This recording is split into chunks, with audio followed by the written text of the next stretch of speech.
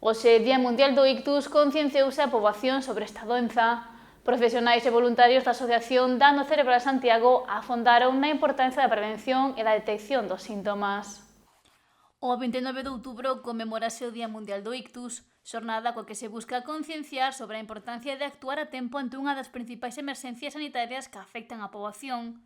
Esta mañá, a Asociación Dano Cerebral Santiago estivo no Hospital da Barbanza informando sobre esta doenza, que é a primeira causa de discapacidade en forma de dano cerebral en España. Ahora mismo o ictus é unha das principales causas de mortalidade en España, a principal en mulleres e dos dous sexos a segunda causa de mortalidade e ademais deso pois tamén é unha das principais causas de discapacidade, non? Porque tamén pode haber unhas secuelas despois do ictus que é ao final cando queda ese dano cerebral adquirido. Para reducir o risco de sufrir esta enfermidade hai unha serie de accións que se poden facer como prevención.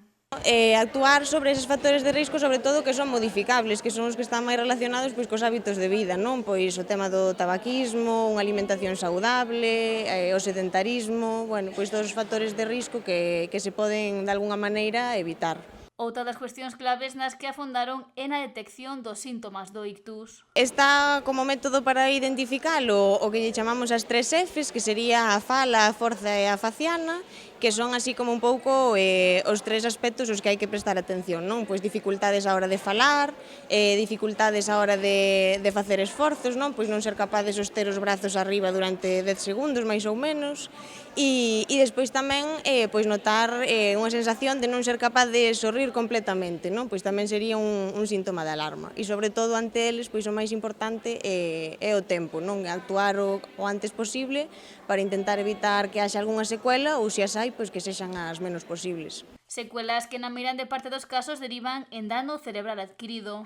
Tamén pode haber outras causas de dano cerebral, como o traumatismo cranioencefálico, a causa dunha caída, dun accidente, non?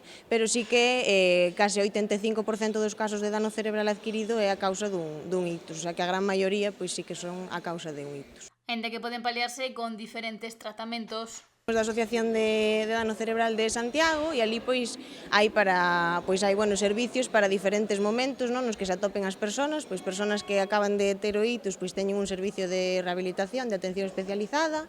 Despois tamén hai un servicio de información en xeral pois para familias, para persoas pois que o mellor tamén o tiveron en algún momento e queren pois estar ao tanto do que se poden beneficiar, non? E despois tamén pois habería un centro de día para persoas que teñen ese dano cerebral adquirido. Ao longo da mañá compartiron o seu coñecemento sobre o ictus entre numerosas persoas, un paso máis para saber como previlo, identificalo para atender a tempo a persoa que o sufra.